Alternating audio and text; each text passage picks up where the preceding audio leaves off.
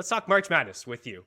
I want to get your thoughts, first of all, before we get into some of the games, on your thoughts on the tournament and who you think has been the most impressive team to date so far. Most impressive team. It's kind of hard because all Final Four teams are blue blood teams. So, not any huge surprises there. I think North Carolina is probably the shocker just because it was a down year by Carolina's standards and the way that they entered this tournament with some thunder beating Coach K on his own court. And now, good God, I'm an NC State fan. I went to NC State, I graduated from NC State. So, now our two bitter rivals, UNC and Duke, are playing in the Final Four. So can they both lose? I know that's not an option.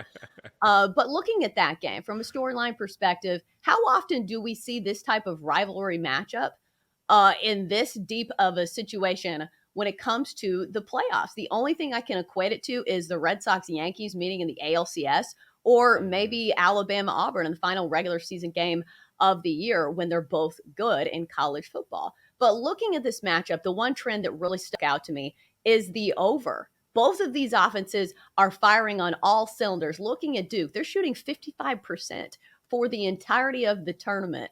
And they've scored at least 78 points in 9 of their last 10 games. The over has hit for the Blue Devils in 8 of their last 10. And the over has hit in 5 straight matchups when Carolina and Duke have faced off, including the one this year, 94-81, with the Tar Heels taking that one. So I would lean towards the over. I know it's a high total at 151.5, but I do like some points to be scored here with a slight lean to Carolina. I think 4.5 is too many points in this rivalry matchup. I think so too. I'm with you. I think we'll see a lot of points. I've been most impressed with Duke. I see both sides. It's like back and forth, UNC or Duke. I think I've been most impressed with Duke because just of what you said, the fact of what they're shooting from the floor and, 75% from the line and 35% from beyond the arc and the points, right? You said at least 78 and 8 of 9. And it's the only team to have at least 75 in every single game. So I've been really impressed with them. And I think, they'll have some fans here at this game, won't they? I mean, when they went in and played on the road against Duke, they handled them, but now they'll have some backing, right? They'll have maybe 20%, 30% of some fan base there. So I think that kind of goes a long way. And I also think that they're just going to control the glass. So I think UNC wins this game straight up, but I really do like your call on the points. Let's go to the other game here. The only 1 seed is Kansas and Chelsa. This isn't a shot at anyone who joined the show. I agreed with them. A lot of people are saying that Kansas was the worst 1 seed out of the 4, but they had the clearest path. Now, they kind of did. They had some issues. They were trailing Miami at half by 6. They ended up beating them by 26. Here they are against Nova, who I do believe is the most experienced team here of the 4. How do you see this one shaping out? We also have a team in the Jayhawks that are favored by 4.5. Yeah, looking at Kansas here, I think they're entering with the most momentum of any team in the Final Four. Looking at that second half against Miami, that was one of the most impressive halves of basketball I think we have seen in the entire tournament, coming out and absolutely wiping the floor with Miami. And that was a close game at halftime. So I think I'm going to roll with Kansas here. And plus, it's been a murderer's row against Big East teams. They took down Creighton, they took down Providence, and what do you know, Villanova in the Big East as well. And I will say Miami used to be in the Big East too. But looking at Villanova, I think it's a problem. Justin Moore being out. Their second leading scorer. He's second on the team in assists. And that's really what propelled Villanova to this point. Not just him, but their guard play. So when you take away that, I think Jay Wright, you've got to factor in the coaching. I think he's the better coach in this matchup. But at some point, that has its limitations. And I think the athletes are better on the Kansas side of the ball. So I'm going to roll with Kansas here. Yeah, I saw Jay Wright on PTI yesterday. They were talking about just the pace and how fast Kansas plays. And, Nova does a really good job of that too. And he was just kind of in awe of what Kansas can do, with Remy Martin coming off the bench. And he's got 2 20-point showings against, 2 different teams in this tournament as just a guy who can come off the bench and give you that. And from the Nova side of things, 83% from the line, the number 1 team in the nation, 15 for 15 to close out that game against Houston.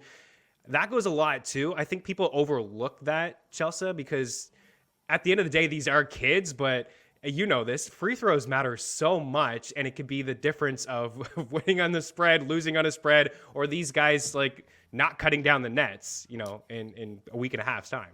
Yeah, we have this discussion on the show because usually when you see a great free throw shooting team, you kind of lean towards them. You But do. if you think that Kansas is going to be up at the end, it's not going to be Villanova taking the free throws. It's going to be Kansas. So you kind of need to be in it because think about the final minutes of a game. It's desperation mode.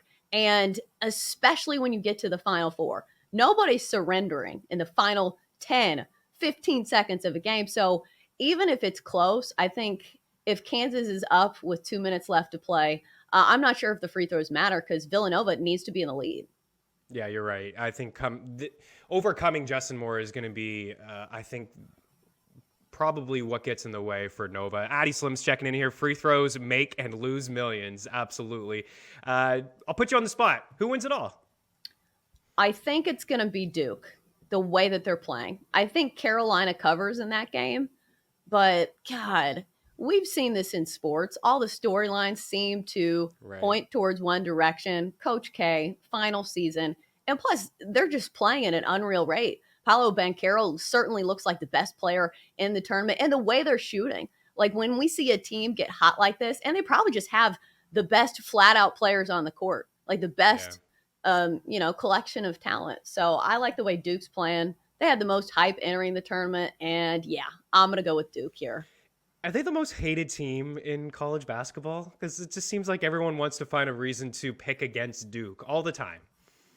I think it's interesting because, yeah, everybody does that when there's some sort of greatness. It's the same thing with Tom Brady. People who were not Patriots fans, like you want to find a reason to hate him. But I will say this about Coach K. It is very impressive the way he has adapted throughout all the changes of college basketball because when he first started out, he was recruiting guys that were staying 3 or 4 years. But now that's not how college basketball works. It's guys that are one and dones. So he has gone through all of these eras of college basketball, and he's made a Final Four in what, 5 decades? 4 Amazing. decades? Something crazy. So I think that is very impressive, no matter how much you want to hate Coach K. Yeah, I agree. People just love to hate. That's it. I tweeted out the stat that these two teams are playing each other for the first time ever in the March Madness tournament, which I think is ridiculous in its own right. And somebody just told me to stick to hockey because it couldn't have been true.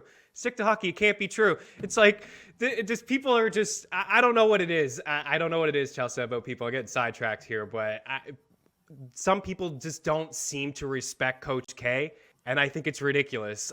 And what a way to potentially go out for him is to play UNC, arch rivals for the first time in the tournament, potentially beat them, and maybe cut down the nets, I think would be fantastic. Addy Slim, again, a shout out as a Duke fan, says that Addy would be crying if that would be the case. So good luck, Addy Slim, this weekend to Duke, and we'll see if you are in tears at the end of the tournament.